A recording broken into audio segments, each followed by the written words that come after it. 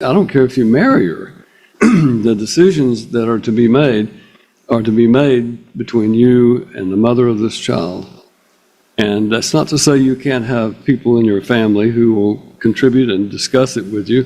But as far as telling you what to do or whatever, or conspiring with you to do something that, you know, the way it makes it almost appear here, you understand that Ashley's out of it. Yes, Your Honor. Right. And you wouldn't like it if she had some man telling her what to do about and keeping you away from your child, for example. You wouldn't like that, would you? I would not. All right. Step down. And by the way, you can get a keypad put on the outside of your door like I have in my house, and all you can do is put a code in there and it'll open the door to prevent this kind of thing from happening with your in the future. Did they sell the house? We expect that she's probably going to meet someone and she may end up in a relationship with another man. What I want to ask you is, how are you going to feel when that new man in her life starts telling her how to control your son and how to interact with you? In other words, do the same thing that Ashley's doing in this situation. If the new man comes in, you're going to like that? No, sir. You wouldn't, would you? No, sir. All right. You understand that you and your wife are the parents of this child. Yes, sir. Ashley has no say in this. You understand that? And I'll tell her that if she comes in here to testify. But this is a decision that you... This past weekend, what did you do to make sure that the minor child had what he needed for Mother's Day? Wasn't this past weekend, was it? Unless I'm badly mistaken. Weekend before last. Yeah. Time flies when you're having fun, Judge. What did you do to make sure the child celebrated the mother? I didn't do anything with Bryce with that regard. He did make something at daycare that he gave to his mother. You've heard your fiance say things to you about hurting Miss Cuff before, haven't you? Hurting Miss Cuff? Hurting Miss Cuff, yes. No. Okay, did y'all have a conversation about a gun? I believe you're referring to some text messages about an insensitive joke regarding Miss Cuff and the gun safety course that she took, and her being a bad shot or something like that. It was not any kind of threat and was in a private conversation.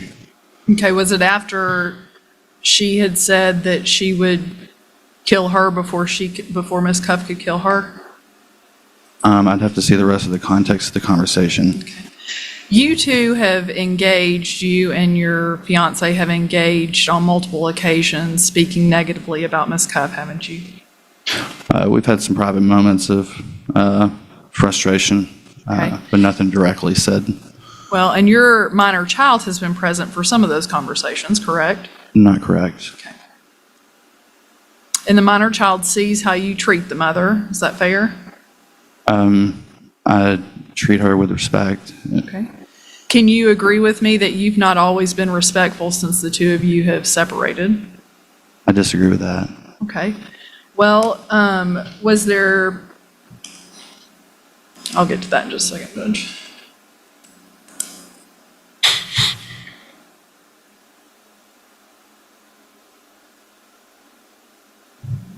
There have been multiple occasions wherein you've allowed your fiance to be on the phone calls between you and Miss Cuff, is that correct?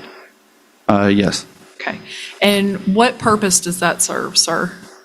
At the time, I believe you're talking about prior to the temporary, it was to help me if there was anything that was said, because there was a lot going on. Again, it was a emotionally volatile point in time where a lot of things were being said, and I was trying to focus on executing the call with my son and enjoying him having an enjoyable call. And so I wasn't so much focused on all the other things that were occurring on the call. Okay, but there were phone calls between you and your wife or your now ex-wife, wherein you had your fiance now be a part of that phone call because your fiance didn't want you to have conversations with Miss Cuff by yourself, did she? That's not true. Okay, well, why did she have to be a part of the conversations, all of the conversations? She wasn't a part of all of the conversations. Does she know she wasn't a part of all the conversations? Your fiance? Does she know? Yeah.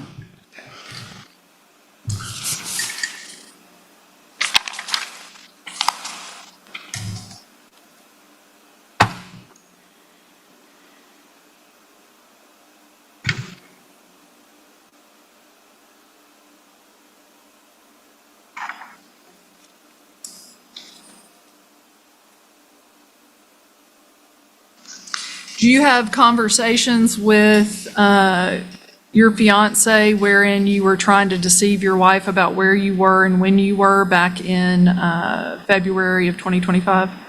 Yes, that was the point of separation. Okay.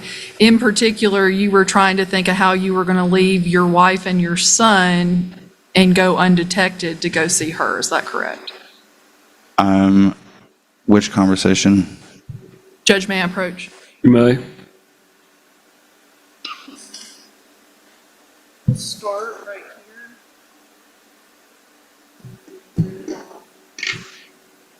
here. Absolutely. I'm trying to think of the best approach. I could say I have to be in office and could be there by 7 a.m. Down here?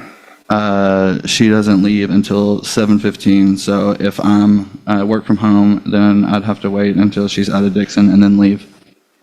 And on this date, your wife was taking care of the child, is that correct? No, I don't believe so. I believe this was a work day where that he would have been at daycare. It was the very first tab. And they're front side and back side. Be careful. Thank you. So she would have taken the child to daycare, is that correct? That's correct. Okay. And so she was caring for the child and you were making. Yes, these never materialized. I'd submit that. These are going to be collected, right?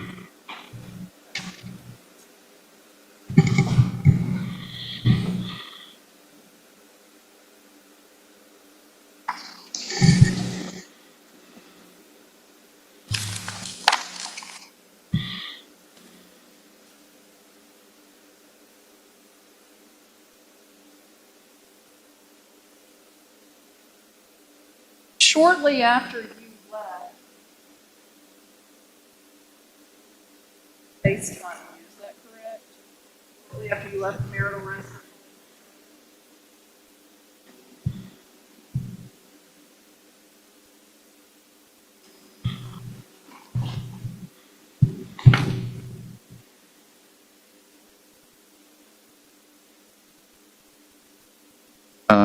Which one are you referring to? Right here.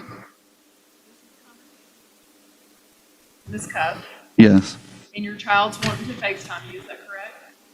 I don't see where you're referencing the FaceTime call that he wants to Or FaceTime. she wanted to call you, I'm sorry. The child wanted to call you? Where is it? Down in here, and then you say, what is your response to that? Can you point me to where that we're talking about the call? I'm not seeing that, ma'am.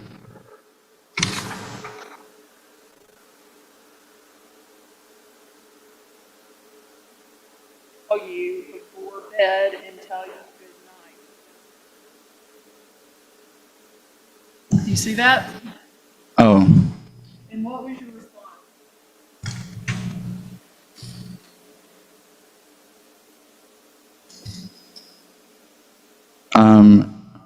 that I can't answer because I'm on a plane. What was your response? You want me to read line by line? What was your response to your fiance about the request for your son to call you? Starts with the word shit. That was Shit, I feel like she's using him to do this to me, and I can't answer because I'm on a plane. Okay. Where were you on a flight to, sir? Washington.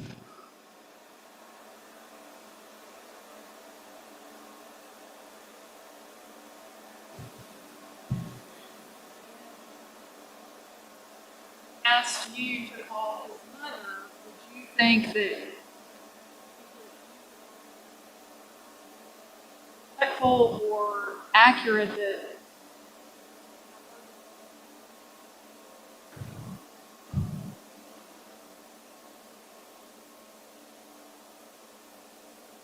to think that you were using her child? I'm not understanding what you're asking me. Now, you thought Miss Cuff was using the child to call you. Yes. Would you think it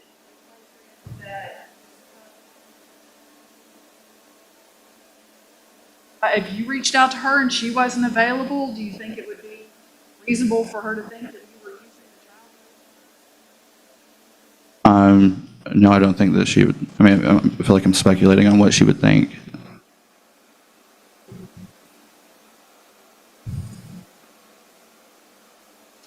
Start right here.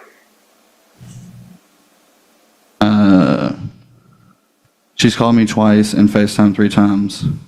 Apparently you. I'm just reading my messages. Yep, she's using the one thing that she can to try to force me to respond or answer. Oh, I'm fine with that part because I didn't get to spend some time with him, but I'm worried about her using this against me somehow. Or because I did get to spend some time with him. So at the time,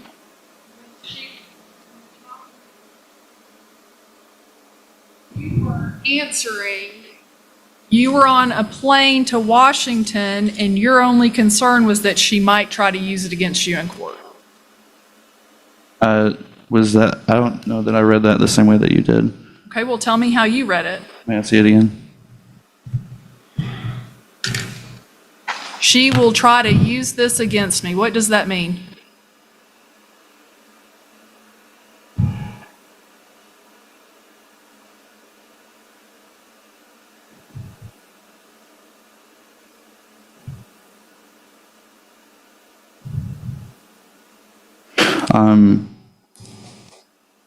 Does it mean what I said it meant?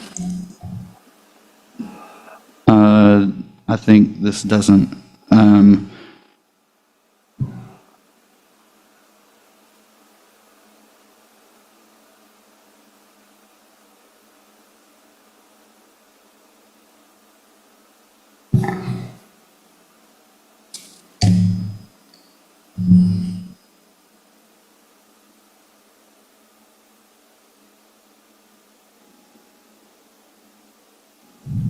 So, can you ask your question again? I think I understand now. You were concerned that she was going to use it against you in court because you couldn't answer because you were on a plane to Washington, correct? I'm not. Was that part of the same conversation, like the same thread, Yes. same date? Then, yes. Okay. And when you were in the hospital with the minor child, do you agree with me, sir, that you considered leaving? Considered it? The marriage. No, you considered leaving the hospital multiple times. I'm not sure. All I know is that I stayed there the entire time until Bryce was discharged. Okay, well, this might refresh your memory.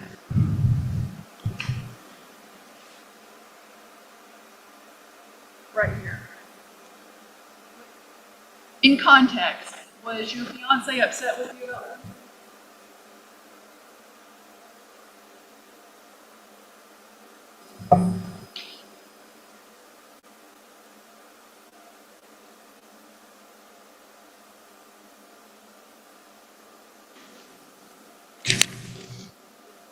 Was she upset? Yeah, was your fiance upset with you being in the hospital?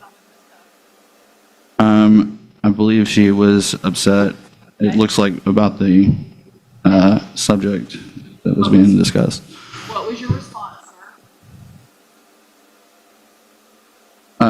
How can I make it better? I won't sit beside her. I want out of this. I want out of this, so you wanted out of the hospital. I wouldn't say that I wanted out of the hospital. It was, the context here is that this was a highly emotional part where that it was a fresh, I had just left, and it was a very, I would say, awkward. She was asking me a lot of questions in front of Bryce about me leaving, and that was uncomfortable. In the meantime, you're texting with your girlfriend, and your girlfriend's in your earbud hearing everything. It was until we ended the call.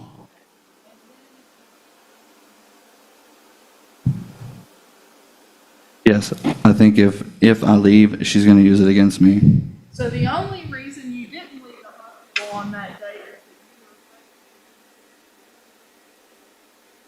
That is not correct. that you were I would not have left my child in the hospital. I have been with him. He has had other issues where that he went to the ER another time for he had turned blue at daycare, and I was the one that picked him up and took him to the ER. I would never leave him behind like that in an emergency situation or any situation. Okay. And during the same time frame, she can be in your ear, is that correct? Honor, I know your ongoing ruling from the last time was that considering what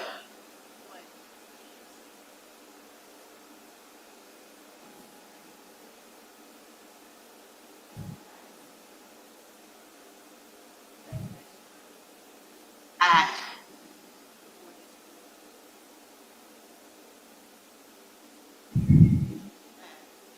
statements that are all out of court statements by one. Nothing I've said has been what the girlfriend said. Well, I reiterate my ruling that at this point, I am allowing these messages to come in as exhibits because I'm considering his statements in those messages and not the statements of the girlfriend. So I have understood that, as Ms. Duke said, she is simply asking him what he said. That's accurate.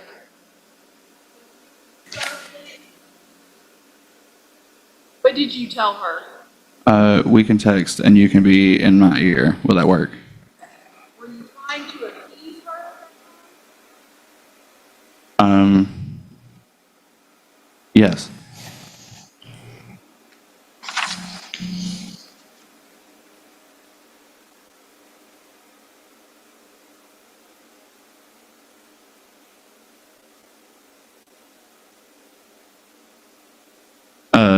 Are you asking during the same time period? Yes, while you're sitting there in the hospital on March 21st, your fiance, while your child is in the hospital, is that correct? I believe that's on her side, is it not? And that looks like the towel from my bathroom. That was a FaceTime call with her, but I don't think that that is the date that I was. Same time?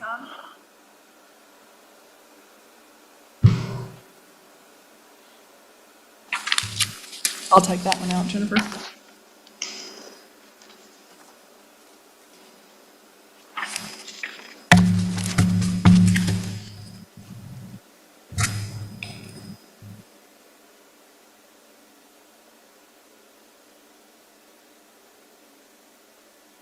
At one point while you were in the hospital,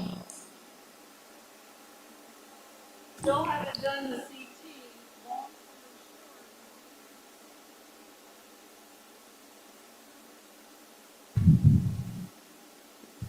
Yes, that, I can only imagine that must have been after we discussed that Bryce would be going home with her. Okay. But otherwise, I did have plans to leave that night.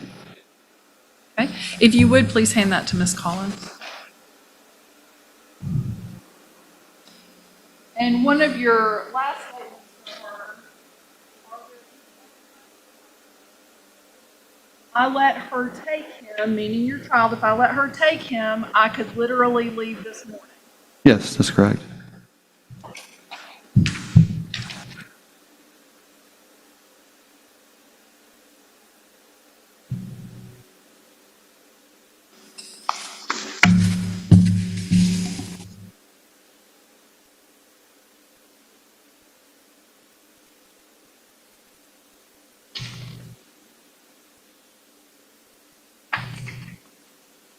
Do you recall what you told her about if you didn't get visitation with your child at that first hearing? I do not. Okay. Do you remember telling her that you would move there That I would move where? to Washington? I do not. Okay.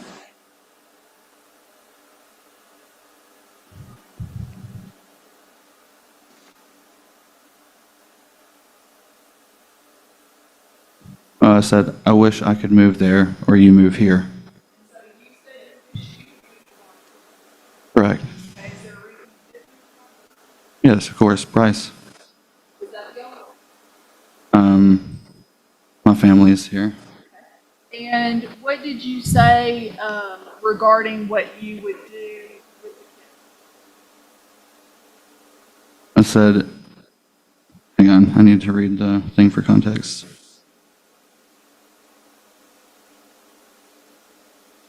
I said, yeah, I know. Honestly, we could just fly back and let my parents watch the kids. And that takes you out of the equation, is that correct? Your parents watching the kids?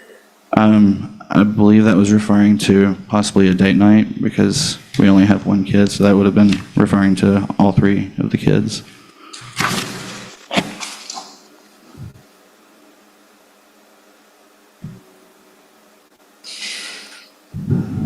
And there was one occasion wherein you planted your Jeep at your parents' house and took their vehicle to the airport to keep Miss Cuff from knowing you were leaving to go to the airport. Is that correct? My parents would give me their Jeep and then wash mine for me. They washed my vehicle and they've washed hers before too. Okay. But in your text messages, you disclose why you're doing that. You agree with me? So that you would go undetected? That she would drive by and see my Jeep. At your parents' house? Wait, that my Jeep would be at my parents' house? Yes. Or, I'm sorry, your Jeep would be at the house, at your house. At least until the point that they were going to take it over there.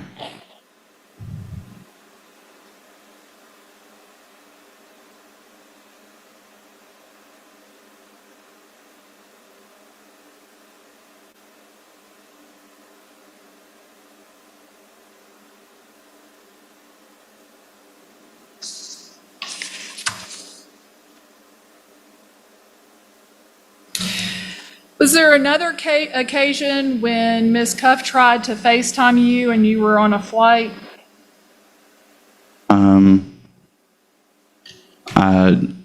not sure. After you left your Jeep there?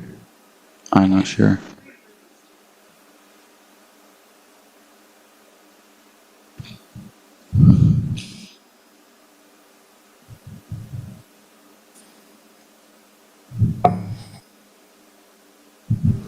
Where would you like me to start? At the top? Mm-hmm. Yes, I had to get right with my parents. They backed off, let me drive their Jeep, so mine is sitting there. When Kayla comes, my mom unprompted asked if there was any way you would go on the cruise in May and we could go together. They actually think the world of you. She said you were really nice. Okay. And then on that next page, after you had already left and your child was still with your parents, what did you tell the girlfriend? I'm sorry, say that one more time. Already left. What did you say on the next page? Yeah. Kayla just tried to FaceTime me. Yes. Okay. And down at the bottom, what did you say? I said, do I lie and say I'm there? Okay. And did you lie and say that you were with Bryce at your apartment? Yes. When in fact you weren't. You had chosen. The judge expected a routine custody hearing, but shocking text messages changed everything. The father admitted his fiancée listened to private calls, he secretly hid trips, and even confessed to lying about where he was. Then the courtroom uncovered messages suggesting he cared more about court than answering his son's FaceTime call. Did these admissions destroy his case, or were they taken out of context? Like, comment, and subscribe the Legal Lens for more crazy courtroom drama. That is correct.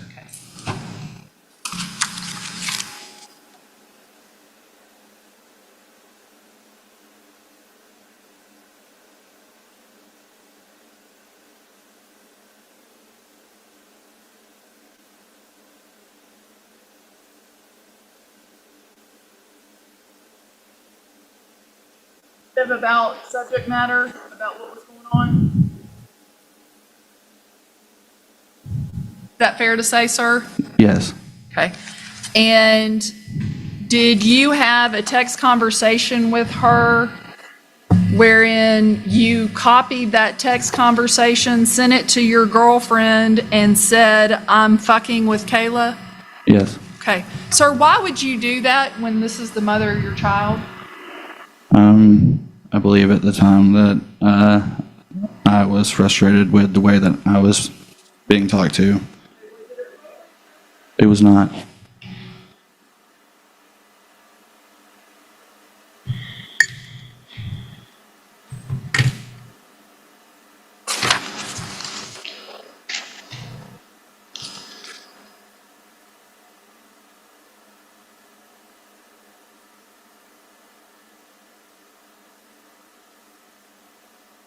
And at one point in time, you reconciled and said, it sounds like I'm not getting 50-50.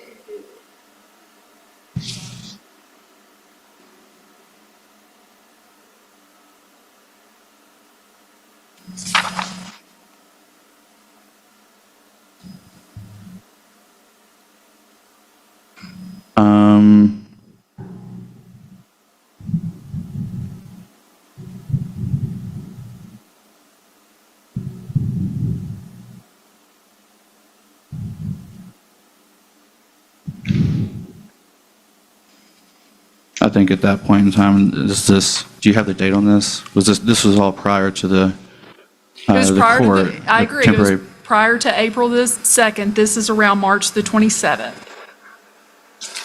March the 27th? Yes, sir. I'm not sure what I was referring to. You weren't referring to custody? Oh, no, that is referring to custody. Looks like I'm not about to get 50-50, and then what does it say down below that? Read it verbatim. Yes. That's a good question. It sounds like I'm about to get fucked a little bit. Okay. If you'll submit that to Ms. Collins, please. Or do you allow your child to go to sleep? No, ma'am.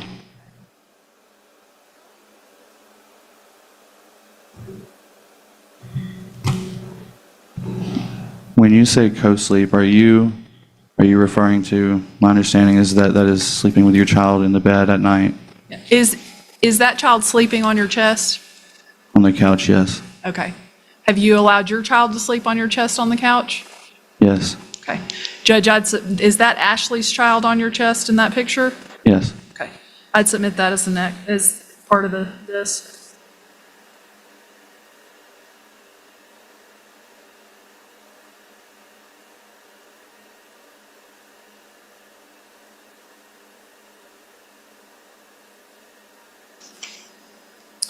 After court on April the 2nd, did you contact your fiancée to tell her how it went?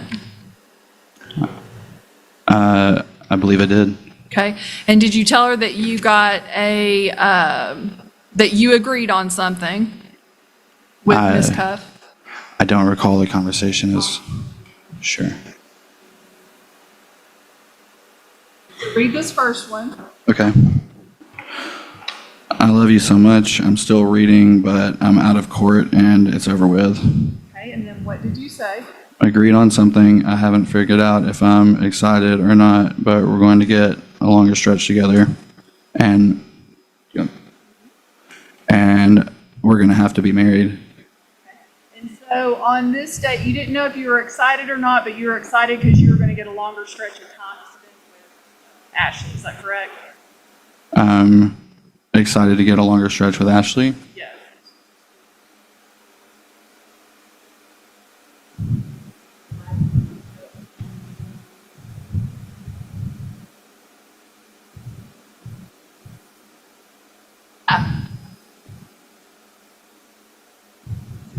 Sure. Sorry.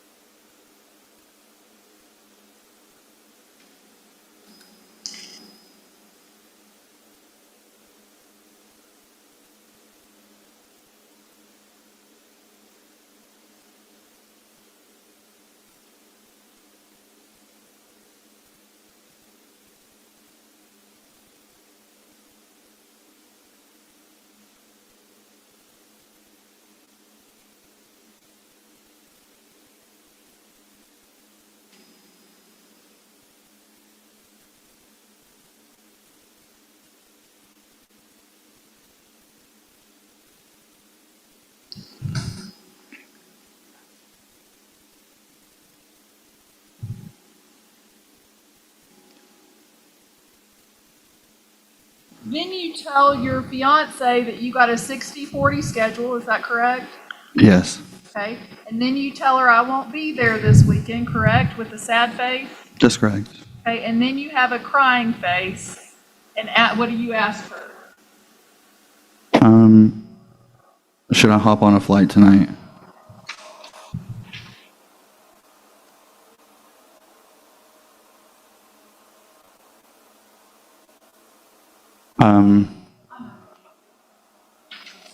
Those, no.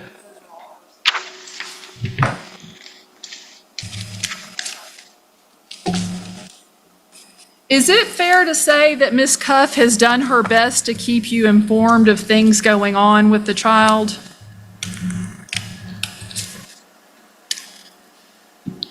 For the most part, there were a couple of things.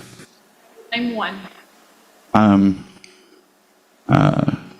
Shortly after him being released from the ER for carbon monoxide exposure, she didn't inform me that there was supposed to be a follow-up visit with his pediatrician as soon as possible until I was able to get my own copy from the ER of the discharge instructions and realized that he needed to go. And I did the follow-up myself. Are you saying that she was neglectful in some way? I'm just saying she didn't follow the discharge instructions or provide me with the details that kept me up to date on what needed to happen. Were you there at the hospital with her? No, Okay, so she had taken care of getting the child. Where were you? I was in Washington. Oh, okay. So that was it was a hospital visit where you couldn't be there. During my non-parenting time, I was in Washington, and she had accidentally locked him in the garage with the car running for Okay. 10 minutes. He fell asleep in the car, is that right? I don't know if he was asleep or awake. Okay, and she didn't actually lock the garage. It was an issue with that garage door is sensitive, is that correct? No, Y'all have had issues with that garage door before.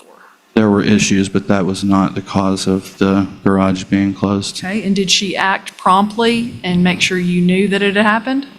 I believe my mom called me first to tell me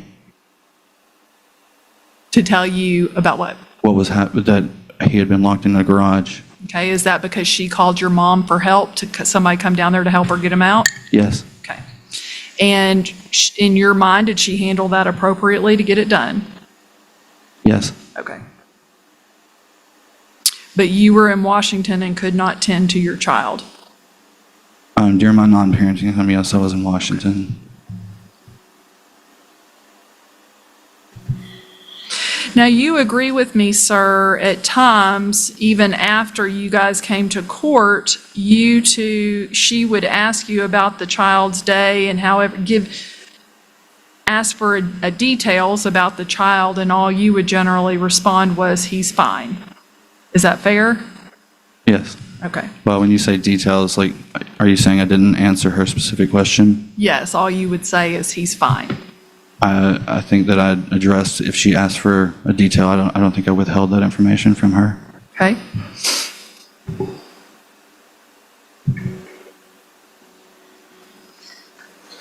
This is on the April.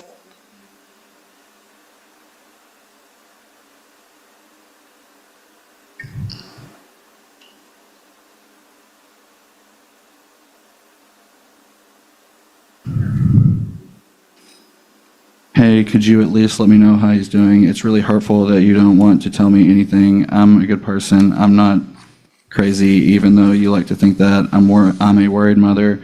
As I know, you know, after being with me for 12 years, I don't have a lot of trust in others to take care of my son. So when he's not with me, I just need more updates and reassurance. You know this about me. Can you please just work with me on that and understand it's not about you, it's about him? Okay, and what was your response? I said that he was fine. Okay, that's the next part of the cumulative exhibit, Judge. Now, prior to the hearing on April the 2nd, 2025, the two of you had agreed that the minor child would go to an Easter egg hunt with the mother. Is that correct? I think, wait, an Easter egg hunt? Yes. Would do Easter with the mother. Yes, in the parenting plan that we had informally agreed to prior to the temporary being adopted, we had tentatively said that he could go with her on Easter. Okay. And when you didn't get what you wanted in court that day, or what you allegedly didn't want, you informed her that you would be exercising the Easter holiday. Is that correct? Yes. Okay. And did the child have to miss out on what the child usually does for Easter? No, he did not. Did the child miss out on an Easter egg hunt with the mother's family? Yes, he missed out with the mother's family, but we did an Easter egg hunt at my parents' house. Is there any reason why the child couldn't have just gone to that Easter egg hunt and come back to you? We haven't celebrated Easter with my family since we had been together. So with it falling on my parenting time, I wanted to get to celebrate. That's kind of my point. Traditionally, you guys had never celebrated Easter with your family. It was more traditional to celebrate with hers, correct? Yes. Okay. And the child had always attended the Easter egg hunt with her family. Is there any reason why she couldn't have had 2 hours for that child to exercise that Easter egg hunt? I don't know that 2 hours was the request.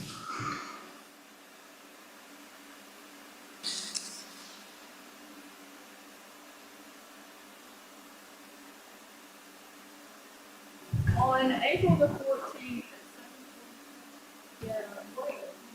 ask you. How was Bryce this morning? Okay. Did you respond? No. Okay. When did she follow up? At 5:55 p.m. So some 8 hours later, she asks you what? Wait, I'm sorry, what was the question? What did she follow up and ask you at 5:55 after you had not responded? She said, "How is Bryce?" And what was your response? He's eating. You want your call at when he's in the bath, probably about 6:30 or before. Okay. If you'll hand that to Ms. Collins. Can you agree with me that that's how these conversations with Ms. Cuff went for some time? Sometime. I think that shortly after, probably midsummer, I got better at responding and giving updates anytime that she asks. I think sometimes that I miss the fact that I get a notification. So messages that that go unread. I also try to provide pictures when he's with me on my parenting time so that she can stay connected with what he's doing. Okay, so on April the 15th,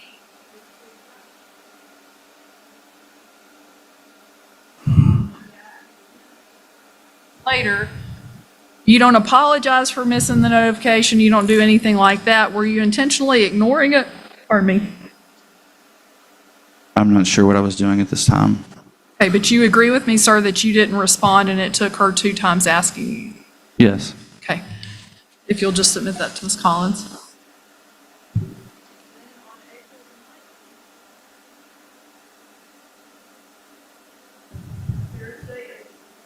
The exact same thing to her.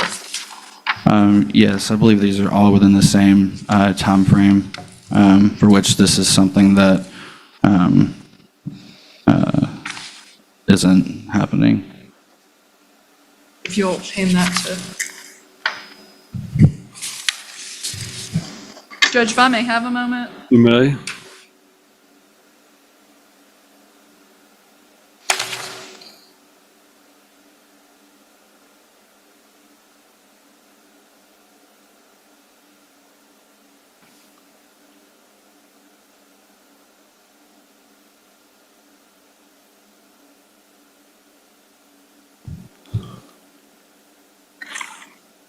You pay daycare right now, is that correct? Yes, ma'am. It's $910 a month, is that correct? Yes. Okay, and what portion of insurance is for the child? Do you know? I believe it is $364. Okay, is that for you and the child or just the child? That is just the child.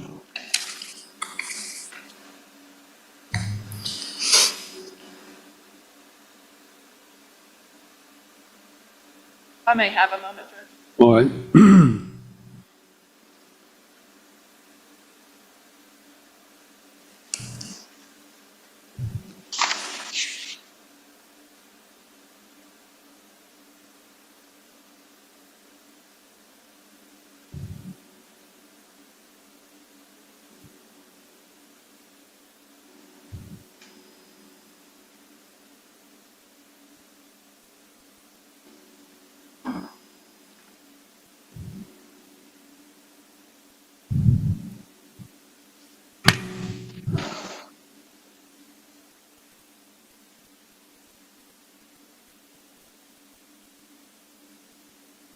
How many times have you rented a hotel room?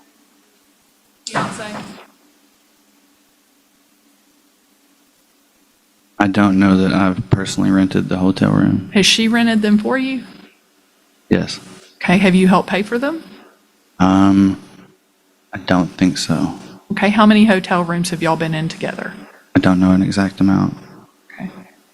Has the minor child ever been in one of those hotel rooms? He is not.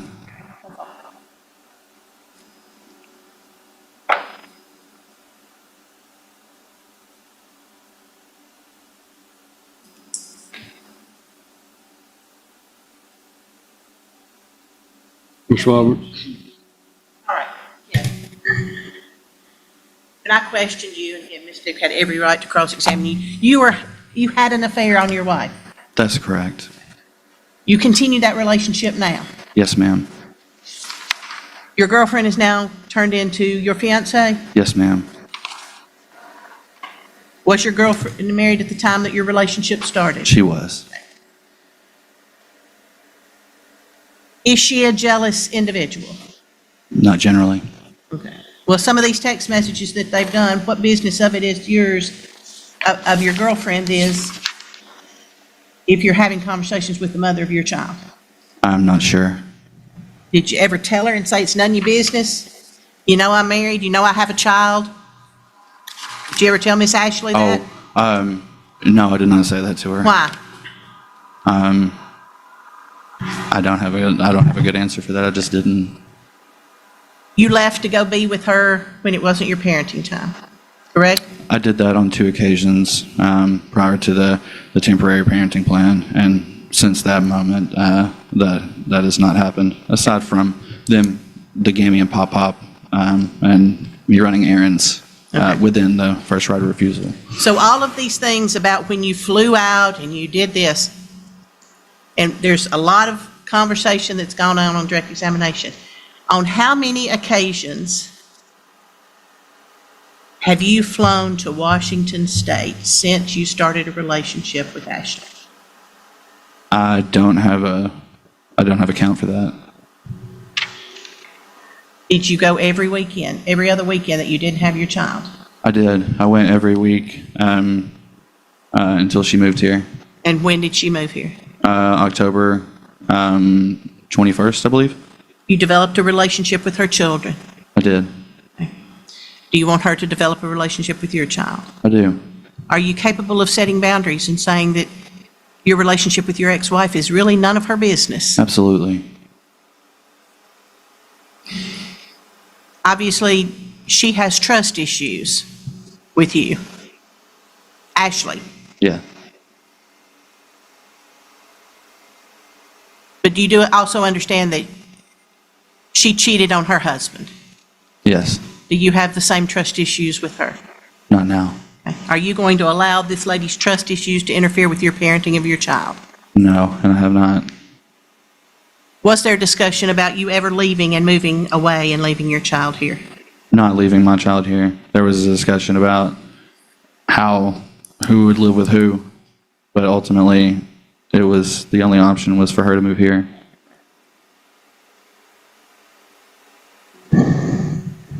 Who is your priority? Bryce. Has that ever changed? That has not changed. What allergy testing did you miss? I missed one allergy testing. I believe it was possibly the second round. Again, it was during a period of time where it didn't feel like we could be in the same room and that be a good environment for Bryce. Okay. But you left to go to Washington. Yes. Now, tell me about this carbon monoxide issue. I got a call from my mom frantically on July the 4th, where Kayla had called her very emotionally disturbed, like upset, and Bryce was locked in the garage in his car seat, strapped in his car seat. There's a large vehicle. She had a Jeep Wagoneer inside of the garage, and she was locked out of the house, and she couldn't gain access to the house or the garage, and the garage door had closed. The thing was, essentially, we had it set up to where the garage door would automatically close every night at 8 a.m. And basically, the garbage can was at the road, and Kayla left Bryce in the car with it running, strapped in his car seat, and walked to go get the trash can from the road and bring it in. When she got to the end of the road, she didn't realize what time it was, and the garage door automatically closed, locking him inside. She was not able to get the front door unlocked, so she called my mom, who then called me while she ran to a neighbor's house that was an ex-firefighter from California, and he came over and was able to gain access through the back door and get to Bryce and get him out of the car. And then after that, she called me and was she was very upset. I think she had my parents take him for a moment to ride him on the golf cart while that she had emotionally calmed down. And then I had a discussion with her on the phone where she was reluctant to want to take him to the ER. She said it was fine, and I urged her to take him to the ER, and she did. And she called me on the phone while they were there, and then the rest I'd already talked about with the testimony with the discharge instructions and such. But yes, he got locked in the garage. And that happened this past in July 4th in 2025? Correct. And do you think she did it on purpose? Of course not.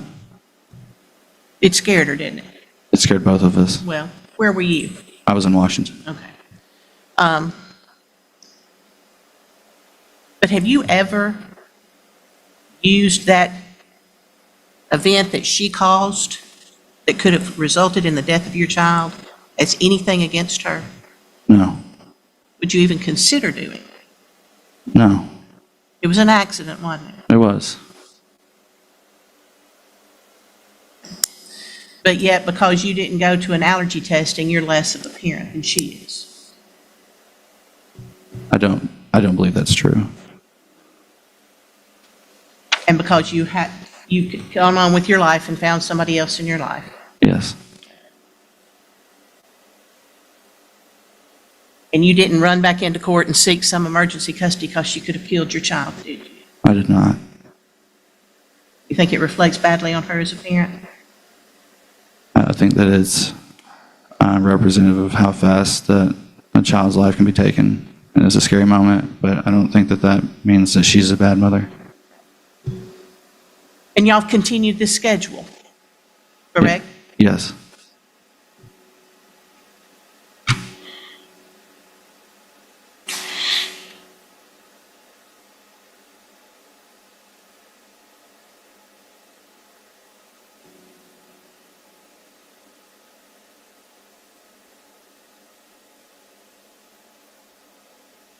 I believe that's all.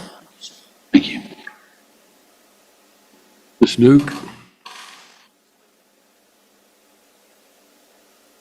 You agree that she didn't choose to lock your child in the garage door, did she? She did not, no. Okay.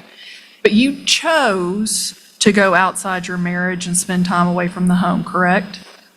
Yes, I had an affair. And she repeatedly asked you to help her get that app on your phone so she could control the garage, correct? No. And you guys never got it installed on her phone in order for her to have the app to open it? Are you talking about prior to me leaving? Yes. Oh, I don't recall if it's possible that we talked about getting it installed, but it wasn't a priority until. And you set up that garage where that it would close at 8 p.m., didn't you, sir? Yes. And then you walked out on your wife and were not living in the marital residence of your own behest, setting up your own apartment, and left her to have to deal with that if it ever did get shut. Yes or no? That I left, that the garage door still closed at 8 p.m.? Yes. Yes. And she had no control over that, did she, sir? I mean, technically, yes. How did she have control over it, sir? She could reset the garage door opener. Did you ever show her how to do that? No, I would have to look it up myself.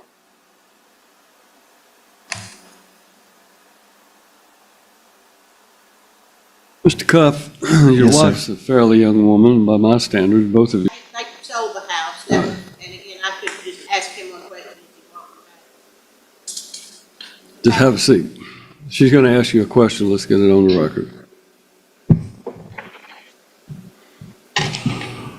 Know why your now ex-wife did not? I don't know. The battery, I believe, was taken out of it, but I don't know why. It did have a keypad for the garage door. Yes. Got possession of the door? Yes, ma'am.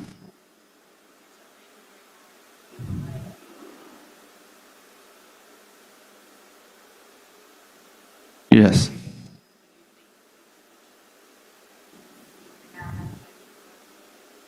Yes, I think we both would have had to read the instructions. Yes.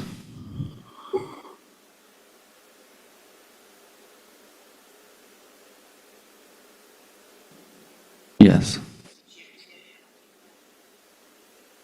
No, she did not ask me to do that. Sir, she asked you to help her download that app, correct? Yes. And you didn't do that, did you, sir? Help her? Download the app, correct? Yes, we never downloaded the app. Okay, that's all. Well, hold on, I do need to correct that. After the incident, we downloaded the app and she got signed in with no issue. It took 10 minutes. You finally transferred ownership to her, correct? No, I did not. That's all, Judge. How do you download an app for the rest? Go to the App Store and search for, I think it was MyQ was the name of the app, and just download it. Hidden. You know why she needed help to go to the app, to open up a cell phone and to go to an app store? I don't think downloading the app was a priority at the time. Okay. Just why that it, And exactly, she could have done it. She could have changed it, done anything. It was a mistake. It was a tragic accident, wasn't it? that's correct. And have you blamed her for it? No, But now it seems like she's blaming you. yes, She just believes you're a terrible human being. yes. But do you have concerns that a woman that can't even open her cell phone and open an app has the capability of caring for a child? I don't have concerns about her caring for a child, I guess, but I guess I feel like she could have probably downloaded the app. But she wants I'll stop there. Thank you, sir. Told you she couldn't get it connected. Is that correct? The app was downloaded, but she couldn't get it connected to the Wi-Fi at your house. Is that correct? The Wi-Fi should have been connected through the phone. That's all. Thank you. You may step down. Your Honor, Ms. Duke and I discussed this prior to the break. Do you want to go on and hear from the parties first? Might as well, I guess. That's usually right. Lee This- Jackson, standing in for Todd Jackson. All right. Well, this is the Thomas Bartholomew Brennan versus Justin K. Chase case, and I show there's a motion to withdraw filed by Mr. Jackson. Yes, Your Honor, that's correct. It's my understanding that the parties have reconciled and that Mr. Jackson's client, Ms. Chase, has relieved him of his services. All right. Any objection on that in the courtroom? No objection voice, so the motion of withdrawal is granted. Thank you. Appeals submitted in order, please. Thank you, Your Honor.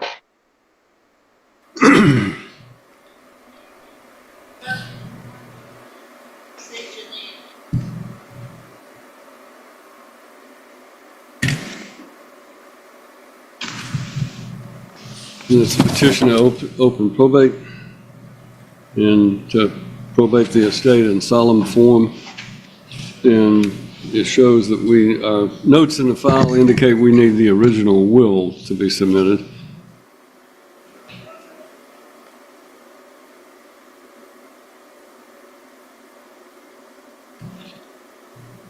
Right, we'll put it in the file.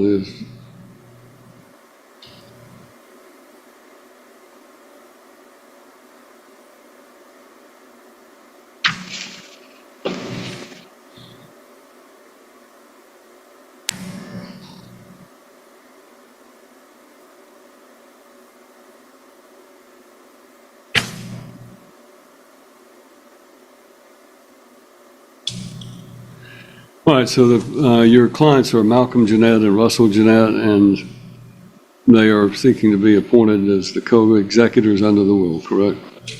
And I will approve, that appears to be in order, so I'll approve that petition. You want to submit an order? All right. Well, let's go ahead and put them on since it's in solemn form. I wasn't sure if you didn't have them up here with you. Call up your witnesses.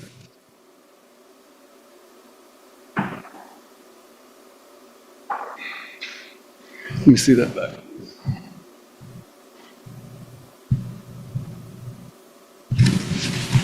Both of you raise your right hand. Let's place you under oath.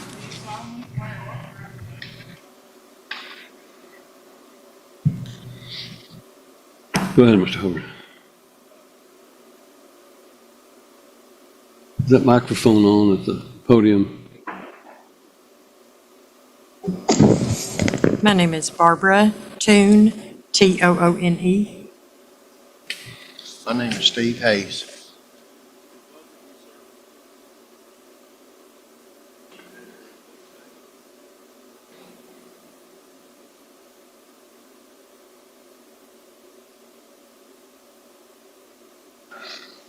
I did.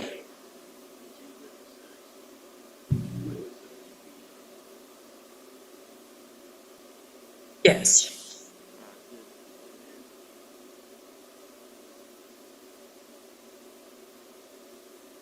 He did.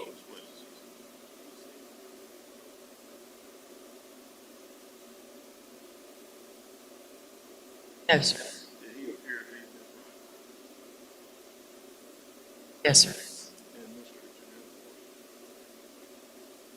He was. All right. You've proven your case, so I will admit it to probate. Thank you.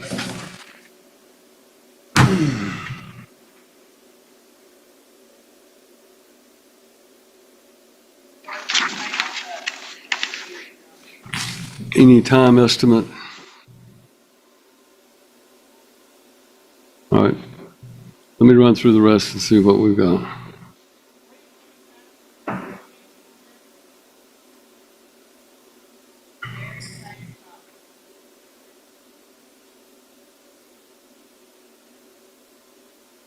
Set aside a motion for temporary set for my married.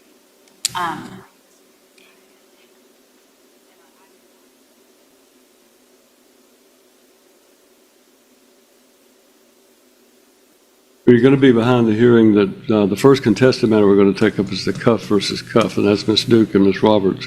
The estimate is for a half day, so if you'll have time to discuss it during the breaks. Yes, Judge, thank you. All right, call the next case.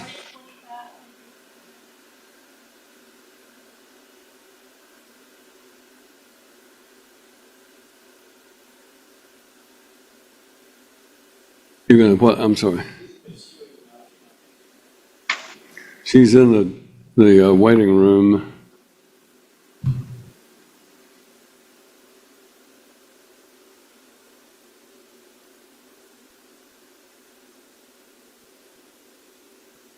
Are you, Mr. Bellmeyers had been requesting to move it to 1:30. Are you prepared to stand in for him? The courtroom exploded when the father's own text messages were read aloud.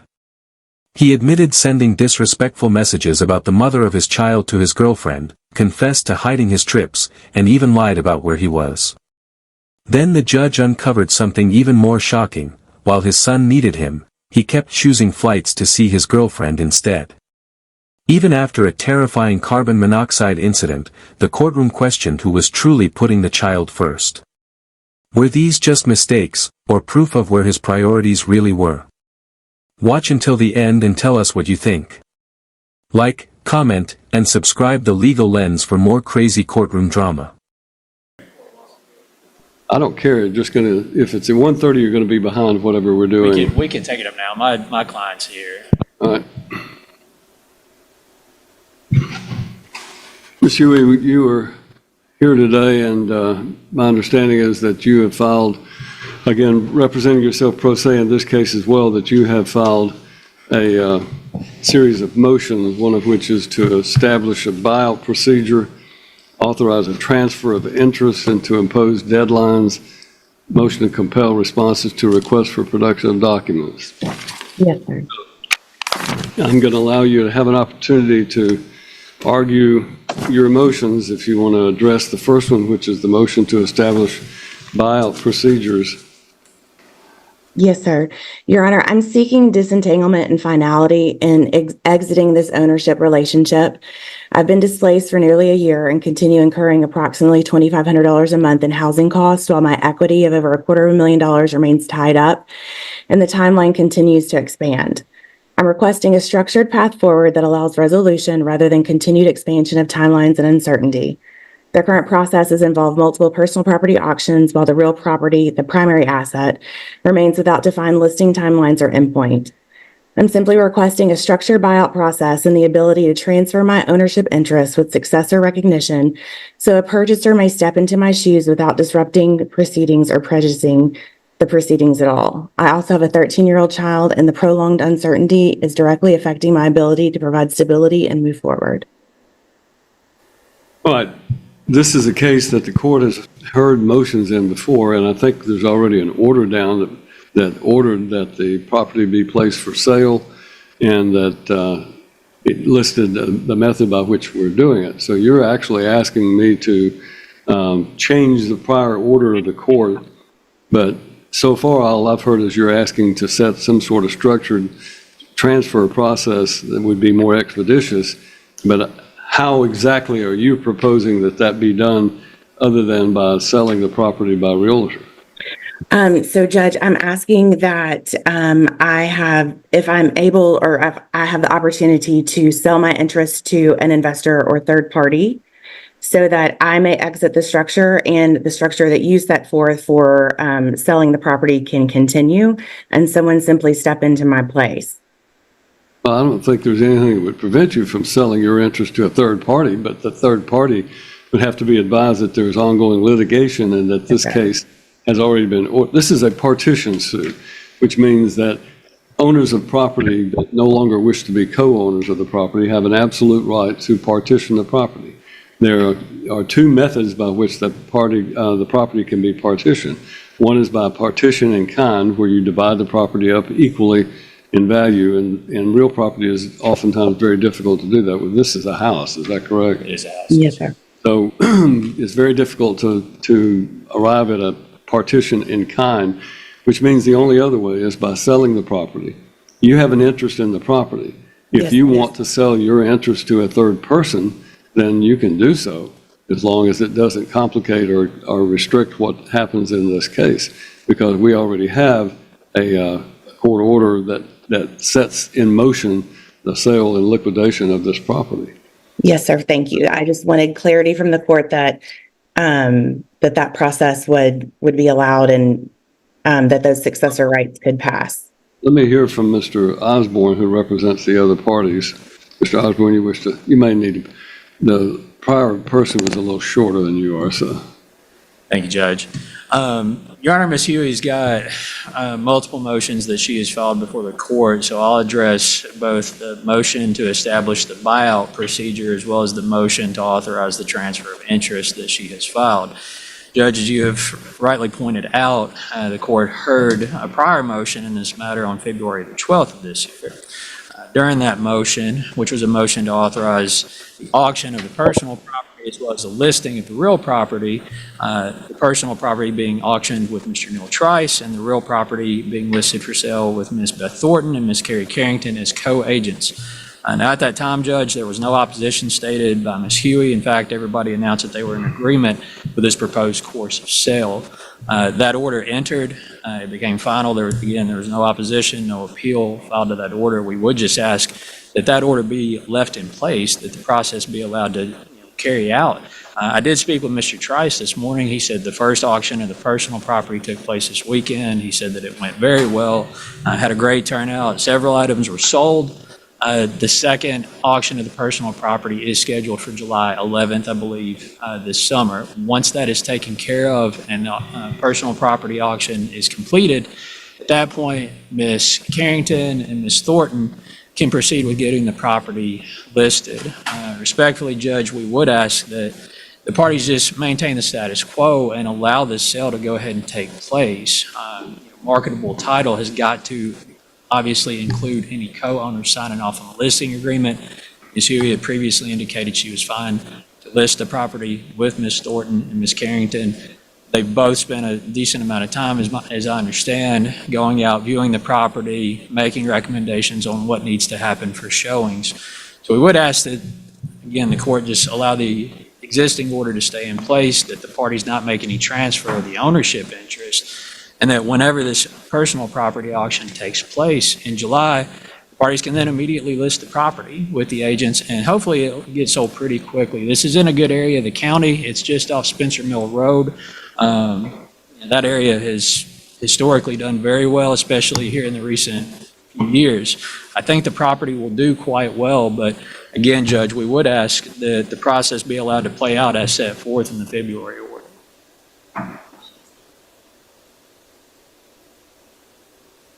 All right. Ms. Huey, the problem is that there's already an order down that establishes how this property is to be sold and liquidated and how the partition is to go forward. And that order went down and more than 30 days elapsed from the entry of the order. So therefore, under the rules, that becomes an order that's a final order. As a result of that, I am not going to make any changes in that procedure because of the fact that making a change in it would simply delay the process that we've already entered into. And I think that the process that we're engaging in right now is the best and most efficient way to liquidate this property and to try to obtain the best and most valuable price for the property for all concerned. Now, Mr. Osborne raises a point, because Mr. Osborne's firm deals with title searches and so forth, and he's well aware that while I indicated that there was nothing that would prevent you from liquidating your interest and transferring it to some other party, the problem is if you were to do that and it were to interfere with the transfer of the sale of the real property because it complicates the title, then by allowing you to liquidate your interest, it complicates and restricts and makes more difficult and more expensive that interest that the process that we're engaging in to try to liquidate this property. For that reason, I am ruling that the prior order of the court as far as how this property is to be sold is going to be the order of the court that will take full force and effect, and that there will be no changes, and that no party will be allowed to transfer any interest in the property until such time as the real estate property is, in fact, under contract to be sold. What that does, I think if we have an auction of the personal property, then the real property becomes much more marketable, and then I think that you'll see that there's a much better price that is. I understand your economic situation, but your economic situation does not require the court, unfortunately, to restrict the rights of the other parties that are involved in order to perhaps aid you in your situation would be detrimental to the remaining parties of this lawsuit. And for that reason, I cannot grant your request to allow you to liquidate your interest or transfer your interest to some third party that would then complicate the transfer of title at the sale of the property. There is a motion to compel responses to requests for production of documents. Is there? Judge, if I could just address that briefly. This is Ms. Huey's second set of discovery requests that she has sent to us. She does have a set of discovery requests from us that still needs to be sent. The pending discovery from us includes a set of requests for admissions. Her second set of requests for admissions, I believe that was 95 that she sent on the second request. 95 requests for admission? Yes, sir. That she sent to us. We have coordinated with Mr. and Mrs. Sproles. We've compiled answers to those. We had made efforts to get those executed electronically via DocuSign. Mr. and Mrs. Sproles were having issues with their email. Ms. Huckabee, one of their other daughters, who is also their attorney in fact, has met with me this morning right before court. She has executed those requests for admissions. I will be getting those over to Ms. Huey following court today. There is also a pending set of requests for production of documents. Judge, this is a rather voluminous file. That box contains all the documents we are trying to go through and compile, but again, given the volume of documents, we have not been able to get those over yet. We anticipate getting those done in the upcoming weeks. Mr. Belmars did file a response proposing a scheduling order if the court thinks that's necessary. But again, the other set of discovery requests, we intend to get those out to her as soon as we can. Well, Ms. Huey, your request for production of documents, a second set of production of document requests that entailed 90 some odd, there is a point where both sides have the right to obtain information that's necessary in preparing their case for, for hearing. But there is a point where the court finds that the discovery process can be abused, and as a result of that, I'm going to give the petitioners 30 days to respond to your discovery requests, and if they have an objection to it, then they may do so. Any further discovery requests, if Mr. Osborne and the petitioners find that that is excessive, then they will be able to file a motion to quash those discovery requests. Discovery requests are intended not to be punitive in nature. They're intended to allow you to obtain information. But 90 some odd requests for admissions, or a request for admission is just basically saying you admit the following to be true or false, or deny it.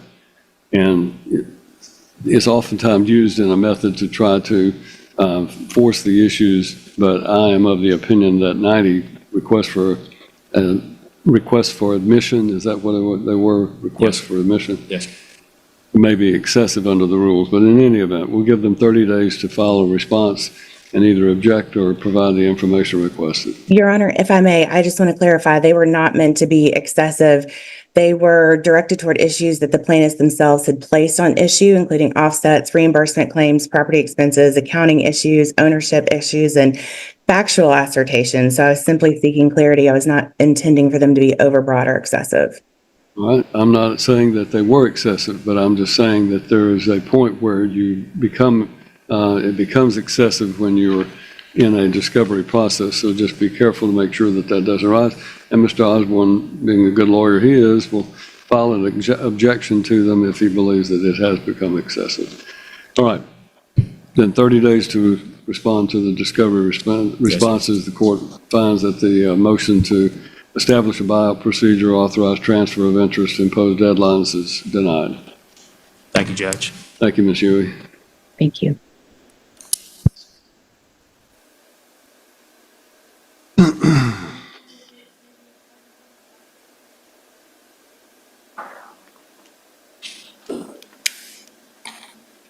Good morning.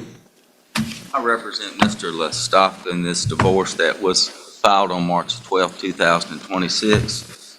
Subsequent to my being engaged by Mr. Lestoff, I filed a couple of motions. They are set to be heard on the 26th. Mr. Holly came in on last week, I guess, and is now representing the wife. He filed a couple of motions. He set those for today. Unfortunately, we were not able to agree to continue to the 26th. I'm asking that the motions all be heard on the 26th. Please. Your motions were already filed Yes, they were. and they were set for the 26th? Yes, Your Honor. Then why would we not have everything on the 26th? Judge, if I may. You may. If you read the restraining order, it was all based on an arrest. That arrest had been pulled. That being said, I can't get a visitation. I canceled the problem. I think that's what I filed. Some of mine. I simply said,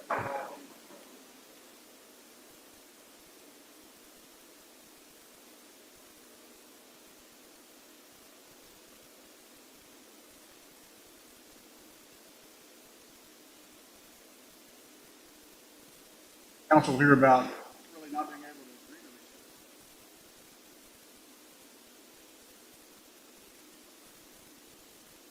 Well, if there's an emergency situation, then that would be different, but it sounds like to me there's just a division, an opposition to it. It would appear to me that this case, already having been set by Mr. Parsley on the 26th, that any motions that were going to be joined would necessarily, unless it was an emergency situation, would necessarily have to be heard on the 26th as well. So I'm going to move it all to the 26th with the understanding that Mr. Parsley, your client, needs to understand that when we get to the 26th, if there's been a showing that there's been an unreasonable denial of visitation to Mr. Holly's client, that will be a factor that the court will consider in making the decision. So I expect there to be a cooperation with your client. If there is no basis upon which now to withhold the children, then she needs to be able to see the children. All right, we'll move them to the 26th. Thank you, Your Honor. Thank you, Judge.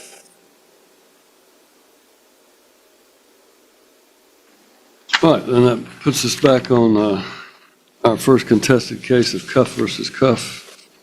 Judge, it's ready.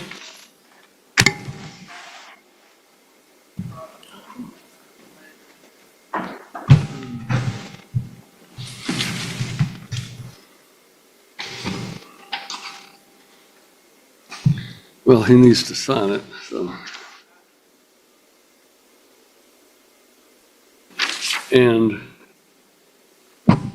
I guess that's the signature line for the judge, but we'll hand it to me whenever we get to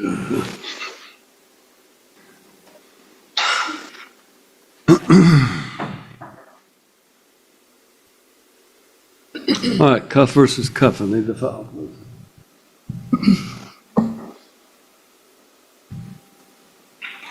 This is for final hearing, correct? Either party wish to make an opening statement? So let me make sure I'm understanding. You appeared before Judge Turnbow and entered an agreement to resolve the grounds for divorce and the property, and then you shifted the custody decision over to me. That's pretty much what happened.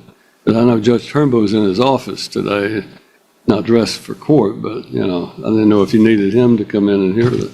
Well, Judge, I don't know that it matters being dressed for court. Y'all have your robes on, so it's up to yours. We were set here on we came before the court, and Ms. Duke and I were able, the house actually got sold. We got a contract on the house.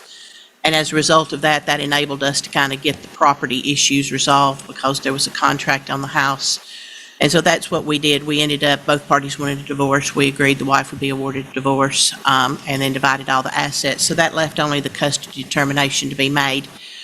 Previously, I was not originally the counsel that filed this petition, but there was a pendente light order that was entered back in April of 2025. And again, Judge Turnbow, as my understanding, that it was that they announced an agreement at that point in time. Ms. Duke, wasn't that correct? That's accurate. It wasn't a hearing. Judge Turnbow was the judge presiding there, but there wasn't testimony at the time. The parties were able to reach an agreement, and then they went to mediation and were unsuccessful. I don't care. So- I mean, Yeah. all I'm saying is you had everything else in front of Judge Turnbow and you resolved it. I wasn't sure exactly why this custody issue wasn't, Because you know, heard. you were the next one in line. That's fine. That was it. And I'll be glad to hear it. There wasn't any testimony on the pendente light hearing that would necessitate going back, and it was just the fact that we settled it when Judge Turnbow was here last month, and so you had an available time. So we Right. said, That was the April 7th, 2025 pendente lighting motions, order rather. All right. yes, sir. And that's what the parties have been going by. Your Honor, these parties, again, as we said, we stipulated grounds for divorce. They've been declared divorced. The parties have one minor child, Bryce, who will be 4 years of age come this September. At the time of the separation, the mother remained in the home. The father moved out in an apartment. Mr. Cuff filed for divorce, and he filed a parenting plan where he was asking for an equal residential schedule, 182.5 days each. They came to a hearing and announced an agreement wherein the mother was designated as the primary residential parent, the father was designated as the alternate parent. And the father, they split the child, although not on an equal basis, but pretty close. The father had the child from Friday at 3 until Thursday at 7 a.m. when the child would be dropped off at daycare. And he did that every other week. And then on the alternate week, he had from Sunday to Tuesday. So effectively a 2-4 schedule with the father. As I said, Mr. Bryce will be 4 years of age come this September. My client works as a in the software industry and works from home. He has kind of a unique schedule wherein that he works a lot of evenings because he deals with foreign customers, and he has to keep that schedule, so he's available effectively to be there for the child. The mother, as I understand, works a split 2 days home, 3 days at the office schedule with more traditional hours. Both parties are capable parents. Both parties loves the child, and this is just a unique situation, Your Honor, where they can, a 50-50 schedule would be appropriate. My client is asking to be designated as the primary residential parent, and we would ask, and the reason for that, Your Honor, is effectively that they would have joint decision-making, but if somebody had to effectively make the decision, he would ask to do that. Both parties have provided the day-to-day caregiving of the child, both capable and able-bodied to do it, both have jobs that lend themselves to be able to have a 50-50 residential schedule. And again, Your Honor, that's what we're requesting. When you say a 50-50 schedule, what are you? Well, Your Honor, at the time, the schedule that Mr. Cuff, when his previous attorney, Ms. Lowe, was practicing, he asked for a split from a Friday to Tuesday and then a Saturday, but again, the week-to-week, he's about to be 4 years of age, and I think a week-to-week schedule would be appropriate. If the child was any younger, again, possibly where the child doesn't go 7 days without seeing either parent. But I think in this situation, a week-to-week schedule, or in the alternative, a 2-5-5-2 schedule would be what we would be asking for, such as he would have, as I understand it, Miss Cuff has 2 days she works remote and 3 days that she is in Brentwood, where her employer is. And so again, designating if she has those set days that he would have, again, effectively Monday, Tuesday, she would have Wednesday, Thursday, and they would alternate the weekends, so it would effectively be 2-5-5-2 if you wanted to do something less than a week to week. So those are the two schedules that we would propose that would be appropriate for Bryce. And again, what goes along with it, there hasn't been any indication through discovery that either party intends to relocate outside of Dixon County, but we would request that Dixon County be designated as the school that the child goes to. Again, within Dixon County, there's several different, whether they're Charlotte, White Bluff, or Dixon or Burns. Again, we would ask that Dixon County be designated as where the child goes to school. Luke? Your Honor, The rule has been requested. If there are any witnesses other than the parties that need to go outside and remain outside until you're called to testify, you're not to discuss the testimony of any other witness until you yourself have concluded your testimony. So. All right, anybody that's going to be a potential witness?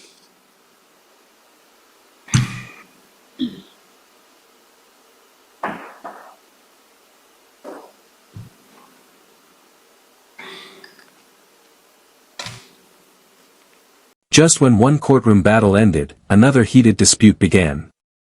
A woman begged the judge for access to over $250,000 locked inside a shared home, saying she had been paying thousands in housing costs for nearly a year. But the judge wasn't convinced. Instead, he refused to change his previous order, warning that selling her share now could create even bigger legal problems. Moments later, the courtroom shifted back to the explosive custody case, where both parents fought over who should have primary custody of their 4-year-old son. With emotions running high and both sides demanding 50-50 parenting time, the biggest decision was still to come. Watch until the end to see how the judge handles it. All right, go ahead. Judge, what Your Honor is going to hear today is that the mother has always been the primary residential parent, making sure that this minor child is cared for. When Ms. Roberts stated what the current schedule is, it was a little off. I think she just misspoke regarding one of the days. The current schedule is Friday to Tuesday and Sunday to Tuesday. So it's a 3-2 split. And I would submit to the court that when that schedule was established, it was established with the parties' work schedules in mind. I would submit to the court that the father, I think he's quite bold in asking for primary residential parent in that he has completely thrown his marriage away with a paramour wherein he was repeatedly leaving this minor child for the mother to take care of, which was fine with the mother, and flying across the country for an internet sex hookup. And as I understand it, An internet sex hookup. Yes, Your Honor. He met a According to the file, you're saying it was Washington State that he was going to? Yes, Your Honor. And he was flying there routinely, specifically when the child had a overnight stay at the hospital. Father took off and went on to Washington State instead of sticking around to find out if the child was okay. Father has left the child, I wouldn't say neglected. I'm not going to say that he is a bad father, but he has chosen sex and a girlfriend over his minor child. And that does put him in a questionable light as far as this court is concerned regarding his ability to care for the minor child. I think the court's going to have to glean from some of the things that Your Honor hears today that he's quite deceitful about his time with the minor child and when he's actually exercising his time. We built into the temporary schedule a provision wherein if the father was not going to be with the minor child for a period of time, that he would contact the mother to allow the mother to have the child. Proof is going to show today that repeatedly he, during visits, has gone to the gym and spent more than 2 hours there with his girlfriend watching over him while he's there. The girlfriend is the internet sex hookup, now girlfriend, maybe fiance. He's been wearing a ring, though I'm not sure he's got it on today. Your Honor's going to find that he was required not to have the minor child around the girlfriend, fiance, whatever she is, but he has routinely video gamed with she and her children, and the minor child has been exposed during this time period. He's had difficult time following the court's orders. Court's going to find that he would leave early in the morning at like 4 a.m. to go work out at the gym, leaving the mother with the burden of caring for and getting the child up for daycare and getting the child to daycare. I will say he did pick the child up from daycare routinely, but he cast his family, including the minor child, aside for this woman in Washington. I think the court's going to find that when he could exercise time with his child, he chose to go to Washington instead of being with the child. So that's the crux of the case. We are going to need to calculate child support today. Your Honor is going to have to rule on visitation. We are asking that, based on the agreement of the parties originally for what would work best for this child, that remain the case. I think the mother could come before this court today and ask that he just get an every other weekend schedule, because frankly, I think that that's what he wanted on the front end, but was pressured by his family to ask for something different. I think his text messages are going to show that. The text messages, I will say also, the text messages show that he specifically, when he was cheating on his wife, made arrangements with the girlfriend saying, I can't come to Washington until I have a custody order in place. And so he was being manipulative of this court. He was being manipulative with the wife. He was being manipulative with the child in order to try to get what he wanted custody-wise. Your Honor is going to have to consider that there are daycare expenses involved in this matter, and we're asking for the mother to be able to make all the decisions, or at the very least make the final decision with regard to decision-making. All right, Ms. Roberts, you may call your first witness.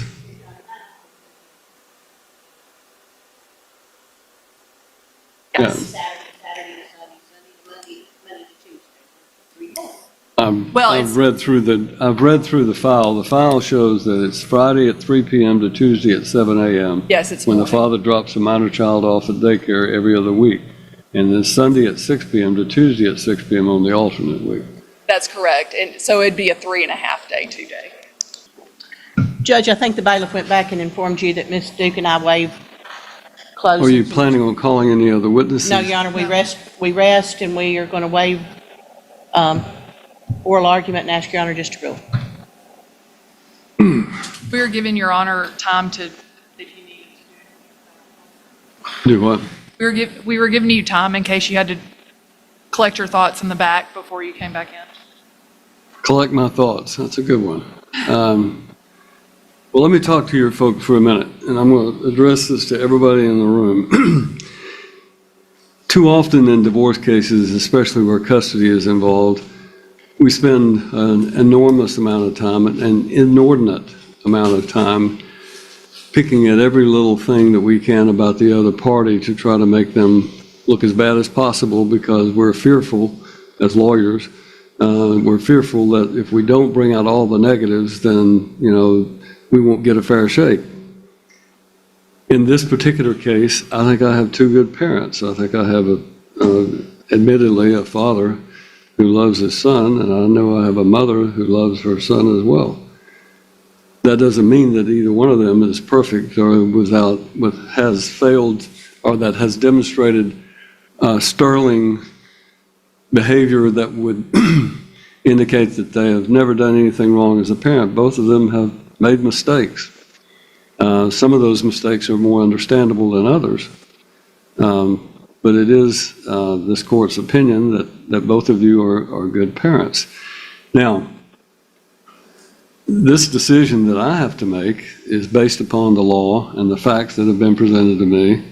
And you've asked me to make a decision regarding who should be the primary caregiver for the child and what should the schedule be. You two have agreed upon a schedule on a temporary basis, but now you're asking to adopt a different schedule.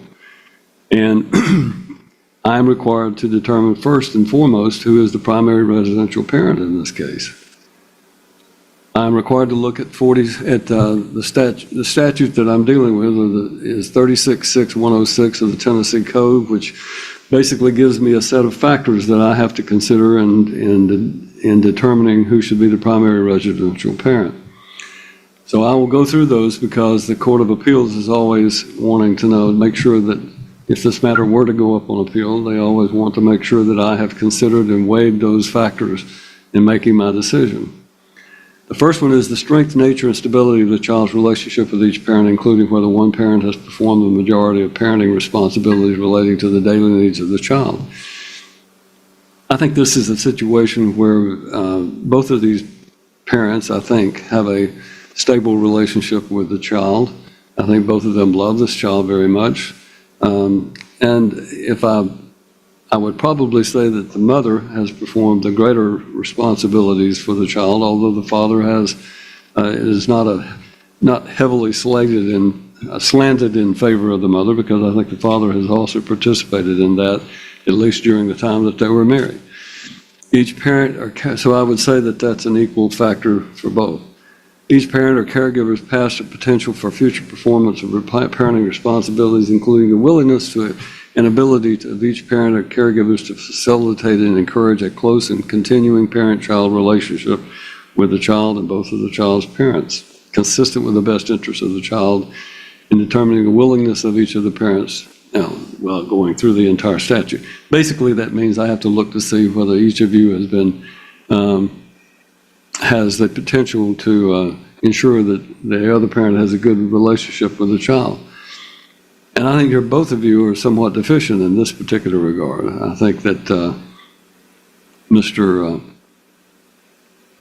Cuff has demonstrated that he has lost sight of his primary responsibility towards this child and has set aside some of those responsibilities. And I think some of the text messages between him and Miss Ashley have demonstrated that there was a lot of planning going on about how to get around his wife knowing what was going on and his get around how the child could be taken care of and so forth.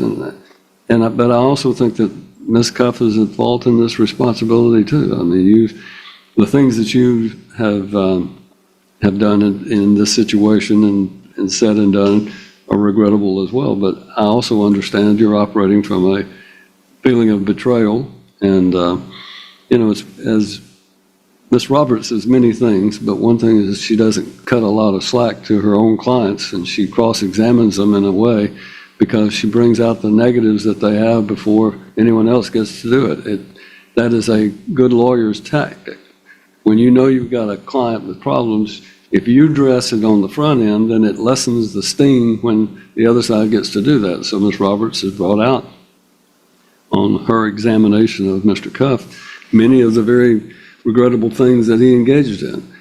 When you get married, it's supposed to be for life, is what they say. I know that's rarely ever the case now, but still you make a commitment to someone, and when you violate that commitment, it becomes a very difficult thing to get past. That's what's happening, and that's what has happened with Ms. Cuff.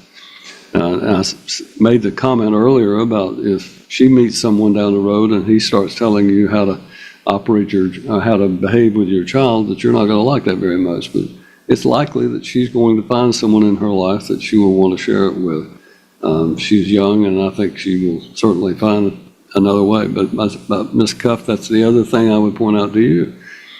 Life doesn't end with this divorce. You're a young person, both of you are. You have a lot of life left. You've got 15 years left in your child's minority. But anyone, both of these lawyers and myself, can tell you that your parenting of your child does not end when they turn 18. You will continue to have to provide for it and so forth. So I'll get to the rest of that speech in a minute. But I think that both of you have been somewhat deficient in trying to jockey around for the purposes of this hearing as far as promoting a good relationship with the other one. And while it's understandable about the things that you attempted to do to save your marriage, that is unacceptable when your child is involved. The one true innocent in this case is your child. You know, he's 3 years old. He deserves to have a good relationship with both of his parents and not one that is slanted towards one parent or the other, or the parent tries to influence the child against the other parent. Refusal to attend a court-ordered parenting seminar, I don't have any indication that either of you have refused to do that, but both if you haven't, you'll need to do that within a period of time afterwards. The disposition of each parent to provide the child with food, clothing, medical care, education. I think you both have been willing to do that, and I think it's a situation where perhaps Mrs. Cuff has been the one who's primarily made the doctor's appointments and taken the child to the doctor, but Mr. Cuff has participated some in that. So that probably factor would favor her. The degree to which each parent has been the primary caregiver, and I think that I've held that both of you have taken responsibility, but I find that that favors the mother. The love, affection, and emotional ties existing between each parent and the child, again, I have no question that both of you love the child. Mrs. Cuff has focused her entire thought about this on the child and, to an extent, her feeling of betrayal by Mr. Cuff. Mr. Cuff has focused on his love for his child, but also extended that to a new relationship that he's gone into, and therefore he has left the child behind on many occasions when he could have been with the child and to pursue this new relationship. That's his choice. But I find that a factor would favor the mother. I don't have anything other than the emotional needs and developmental level of the child. I don't find that to be any evidence other than you've got a typical 3-year-old who seems to be doing well. Number 8 is the moral, physical, mental, and emotional fitness of each parent as it relates to the ability to parent the child. Again, neither of these, parents is without fault in this regard. Clearly, Mr. Cuff could have handled his separation from the family in a better way. He chose to basically break his marriage vows and to go into a relationship with another woman and to hide that from his wife, and as a result of that, I think that has necessarily caused Mrs. Cuff to react in negative ways. So while this factor could be applied to both of them, I find that factor is favoring the mother because while she has not been without fault, she has not engaged in an extramarital affair, and therefore that factor would favor the mother. The child's interaction in her relationships with siblings, other relatives and mentors and so forth, I don't really have a lot of evidence about that. The importance of continuity in the child's life and the length of time the child has lived in a stable, satisfactory environment. Clearly, I think there's been some upheaval. However, I think that primarily the situation that they've entered into and been going on for a year or so has resulted in a stable environment for this child. I don't have any evidence of physical or emotional abuse to the child. The character behavior of any other person who resides within or frequents the home of the parent. In this situation, I would have expected to have heard from Mr. Cuff's fiancée, especially in view of the fact that Ms. Duke and her client were seeking to have a restriction against her continue after the divorce to prevent her from being able to be around this child. But I don't have anything other than some of the text messages and so forth to indicate anything about Ashley's situation other than the fact that she's divorced as well and has 2 children and has moved here from Washington to pursue her relationship apparently with Mr. Cuff. Reasonable preference of a child doesn't apply. The employment schedules of the parties. Mrs. Cuff works in in Brentwood, and she has a Monday through Friday job, although I think she says she has to go in only on like Wednesday through Friday. She actually has to be in Brentwood, and she's available beyond that. Mr. Cuff has an unusual schedule and works from home because he's a software engineer.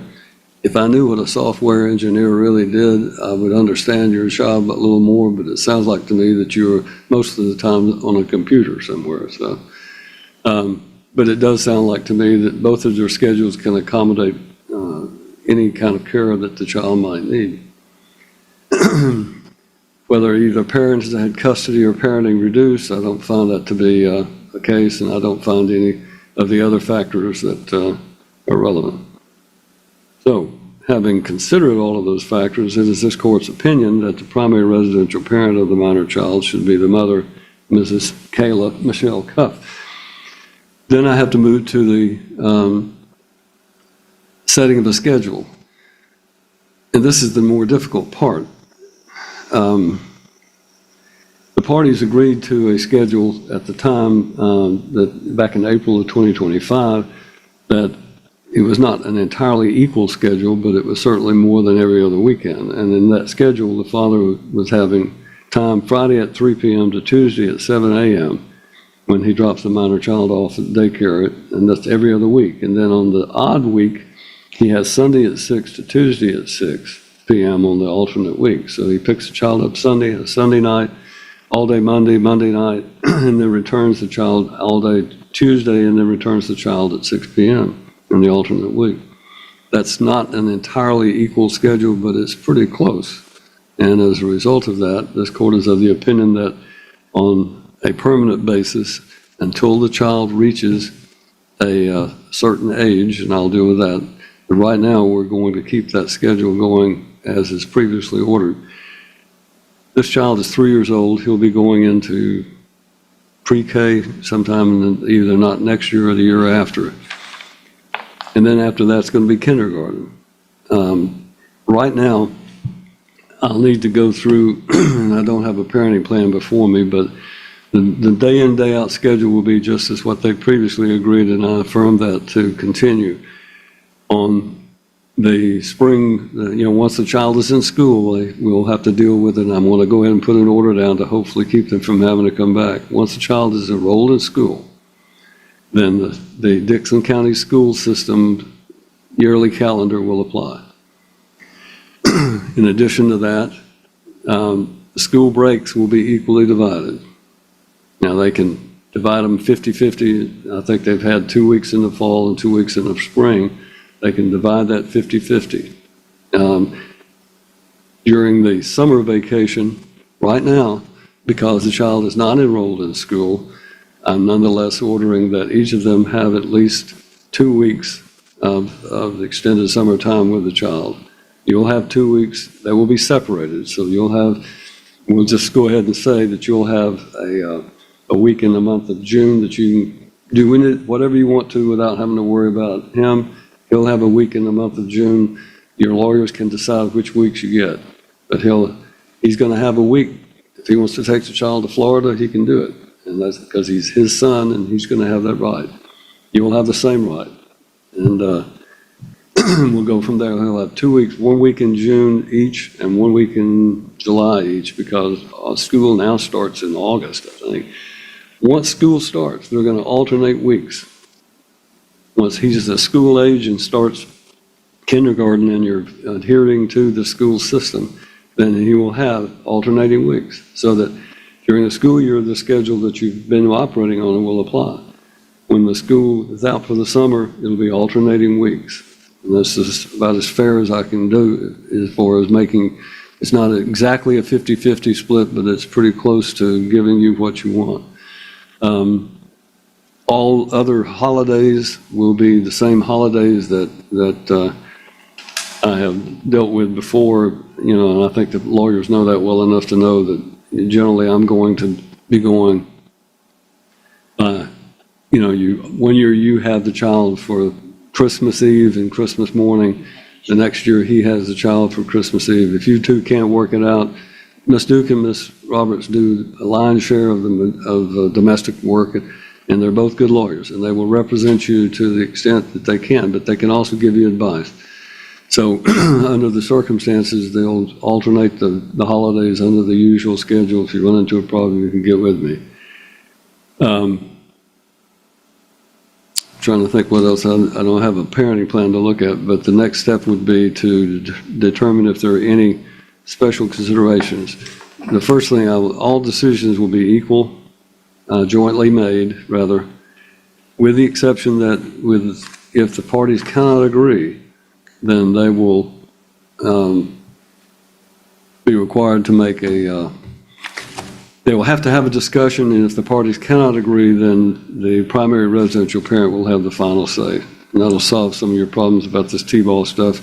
I've been to T-ball games, I've been to soccer games for my grandchildren, and at this age, going to 2 games a day is a bit much, and I think that's probably something that needs to be avoided if possible. Let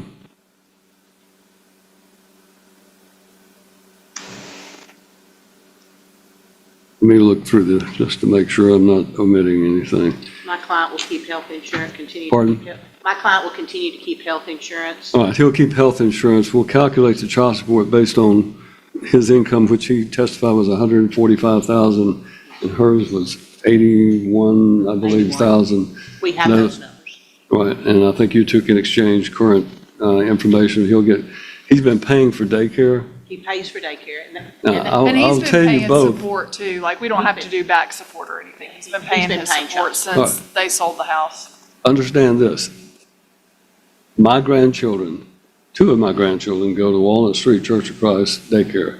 And as a result of that, I'm a big believer in the daycare that they offer because it socializes the children. It gives them an opportunity to make friends. And while I don't think it's required that you have to go there every day, I still think it's a good idea to have that regular activity. So that's why I consider daycare expense to be one of those things that can be considered in that. Now, I guess that then brings us down to the issue of Miss Ashley, who may be sitting in the courtroom. I don't know if She is. Ashley's here in the I asked courtroom. her to come in, Judge. Judge, may I backtrack just 1 second? Can they alternate the child's birthday also? It's the 22nd of the 8th of September, which the child is going to be in school, so it's difficult to do that. Look, they're going to do the day after. let me just give you both some advice. There is no reason in the world that you can't get together and have a birthday party on the child's birthday and have both of you and your significant others be present. And if you want your child to grow up well-adjusted and to have an opportunity to know that his parents are both mature individuals, then you will understand that you're going to have to behave in a way that puts his best interest first. You may not like his new person you may not like Ashley. I have heard nothing that indicates she is a threat of harm to this child. Obviously, the circumstances under which they came to be together is regrettable, but you may have a new person in your life soon that he may not like very much, and he may think he's replacing me as Wright's father. The fact is, it's tough to him. If he didn't like that, he could have stayed married to you. So what I'm telling you both is you're going to have to start putting your child's best interest first and think about every decision you make interacting with the other parent about how it's going to impact your son. Because if you don't, if this animosity and this hostility continues and this gamesmanship continues where you try to manipulate things to help your advantage, if that continues, then you are going to ruin every major event in your child's life. Every birthday that he has to have separate birthday parties because his parents can't stand to be in the same room together, or their significant other, mom doesn't want to be or dad doesn't want to be around them. Every birthday, every major event, every holiday, every major event when he turns 18 and graduates from high school, both of you are going to want to be there. You're going to want to have a celebration for him. Well, I have to have 2 celebrations. Same thing goes with college education. If he goes off to college, Ms. Roberts can tell you, her son just graduated from with a master's in business administration. Ms. Duke's children are reaching that age. Having an opportunity for your child to see the two of you together and to see that you can be around each other and that there's not that type of animosity will be healthy for your child, and it will give them an opportunity to grow up and have as normal a childhood as possible. For example, he's going to get married someday, I'm going to assume. And when he does, both of you would like to be there for that wedding, I would assume. And if you can get along well enough, then he can have a great event. If you can't get along well enough, he's going to be worried about how mom and dad can't stand each other, and they're going to be fussing and fighting and ruin my wedding day. So think about things from that perspective and try not to use the child against each other, and try not to put him in that situation. For that reason, at this point, I have no evidence to indicate that Mr. Cuff's fiancee, if in fact she is his fiancee, is a person that should not be exposed to your son. And I will say this, that if it comes to this court's attention that there is some reason down the road, then we'll take appropriate remedial action at that point. I don't expect that to be the case, but right now I don't have any reason to believe that she would be a harm to the child. They didn't exercise good moral judgment, but by the same token, he's going to have a long life. He's going to have to get used to people who might be doing things that we don't all agree with. So for that reason, I am lifting any restriction against Ms. Ashley being around this child, and with the understanding that Mr. Cuff, your first responsibility is to your son, not to your girlfriend's or fiance's children, but to your son. And I can tell you that relationship you might have with those children can create animosity or heartache for your son if he feels like you're putting more emphasis and placing them above him. So you're going to have to keep that in mind and make sure that he stays to be your first and foremost consideration. I think you both can be good parents. I think you are good parents. I think you've just had a rough patch to go through. It is never a lot of fun to go through a divorce. Ms. Roberts and Ms. Duke and I practiced law in front of Judge Leonard Martin, and he used to describe going through a divorce is like taking off all your clothes and running naked through a briar patch. It just hurts all over, and it does hurt. You have a feeling of betrayal, and Mr. Cuff ought to be having a feeling of failure on his part. But under the circumstances, you can get past that, and you're young, you have a long life ahead of you, and you can, rally from this situation and find yourself in a better situation. I hope that's what happens for both of you. I hope you have a stable environment in the future, and that this will end your animosity and your problems that you have. I'm not naive enough to think that it will be without problems, but always try to remember that those decisions you have to make, put your child's interest first. Anybody have anything I didn't cover? I just have a point of clarification, if I could. The current schedule will continue, and the summer vacation they get 2 weeks until the child goes to school, then they do week to week. When the school schedule with holidays and spring and fall and all of that covered, except for I'm talking about not holiday vacation. Yeah, I thought the schools.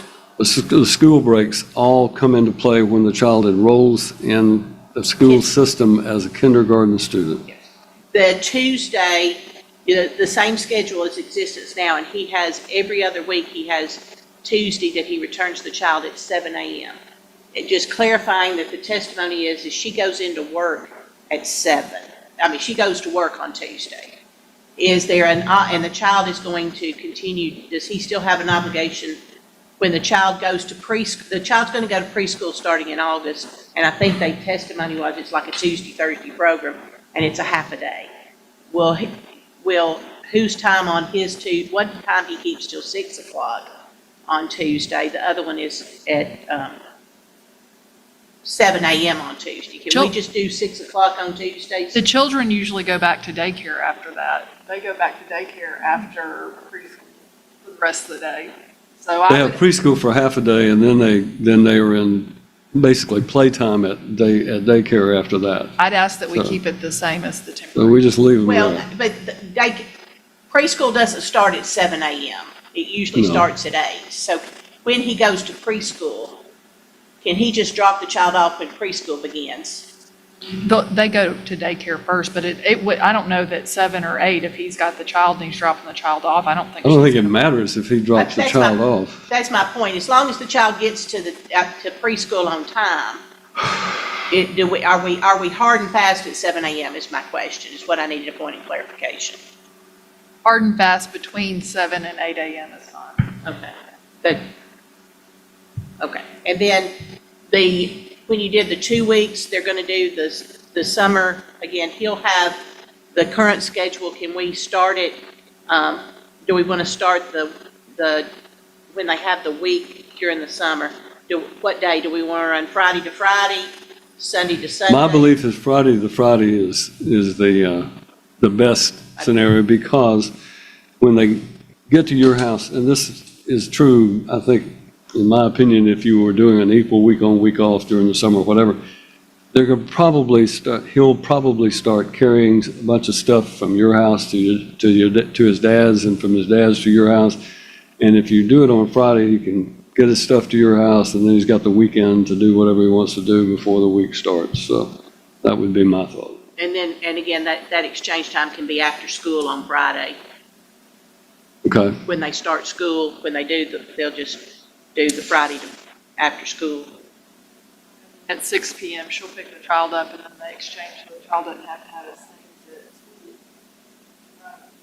Okay, I didn't know when the child starts school, whether we wanted to adopt it. And then the last thing to clarify is I just thought it would be easy, since it was testified in the hearing that he had the child on Easter this year in 2026. So we start our odd and even using the first, we'll go from him having Easter in even years, and then we'll do the schedule around that. And that seems to be the holiday to start with, since that was the last one he had. Is that okay? It's fine. I think we just need to look and see if there are any holidays that maybe she had that he would get instead. We just need to Work it out. And if there is a holiday that one of them had that under this new schedule would be again to them, then maybe they can share it. This would be part of the trying to work together that I talked about. Easter is one of those days where both of you want to see your child on Easter. So, you ought to work together to let both of you have, if you give them an Easter basket or whatever, then let it happen, and both of you get an opportunity to see your child. So And then tax deduction. as long as he's paying child support, and I'm assuming he will be paying child support, then as long as he pays current child support, they'll alternate year to year. Who gets 26? Who's claimed them last year? Well, They filed did, joint- they filed jointly for jointly. 2025. She'll claim the first year. She'll get even, you'll get odd. Because it would benefit both of them. They both make money to where they both need the deduction. I gave you both all day to give you every opportunity to express your thoughts and to get this out of your system, because I think that's healthy. I hated it when judges used to cut me off as a lawyer and not let my client say anything, tell me what he was going to do, and then the client walks out and says, I didn't get to say, I didn't get my say. I wanted to give you your say. You've had your say, and I've made the decision. I didn't ask to make the decision. I would have been glad for Judge Turnbow to make the decision, but I did it the best that I could do, and I wish you both the best in the future, and I hope that what I've done will try to give you an opportunity to have your son equally co-parent your son as best you can. So, Thank you, Your Honor. all right, who is drawing the order? I think between the two of us. Ms. Duke and I have several orders that we're going back and forth that is due from us, so we will see which one gets to it.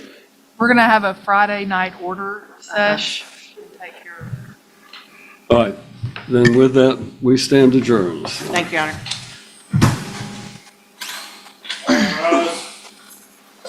In this emotional courtroom hearing, a judge reminds two divorcing parents that child custody is about the child's best interests, not winning against each other. After reviewing the evidence, the court names the mother as the primary residential parent while ensuring the father remains actively involved in his son's life. The judge warns that continued conflict will only hurt their child and encourages both parents to cooperate, put their son's needs first, and work together as mature co-parents. Do you agree with the judge's decision? Like, comment, and subscribe to Legal Lens for more crazy courtroom drama, and be sure to subscribe to the Legal Lens and turn on notifications so you never miss another fascinating courtroom story. Thanks for watching, and we'll see you in the next case.